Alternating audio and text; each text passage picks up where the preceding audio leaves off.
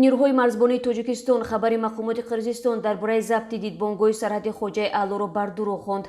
مقامات قرقیزستان پیشتر گفتند در جریان مناقشه روز 29 اپریل نیروهای ویژه بورو دیدبانگاه خوجای اعلو را به دست آوردند.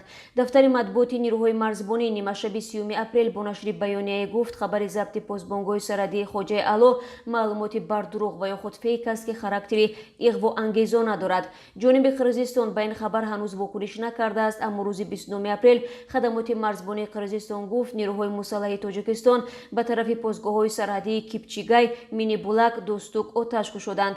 به نوشته رسانه‌های قرقیزستان در نتیجه بینای پاسگاه دوستوک آتش گرفت. خدمات مرزبانی قرقیزستان آن وقت خبر داده بود که نیروهای ویژه مرزبانی این کشور بورو در پاسخ به عملکرد نیروهای مسلح توجیکستان دیدبانگاه خوجای اعلو را ضبط کردند. فعلا دقیق نیست که 2 روز قبل در دیدبانگاه خوجای اعلو چی گذشته بود. اداره مرزبانی قرقیزستان که از ضبط دیدبانگاه خبر داد هیچ عکس و نواری نشر نکرده است. همچنین معلوم نیست که مقامات توجیکستان چرا با گذشت 2 روز این خبر را رد میکنند.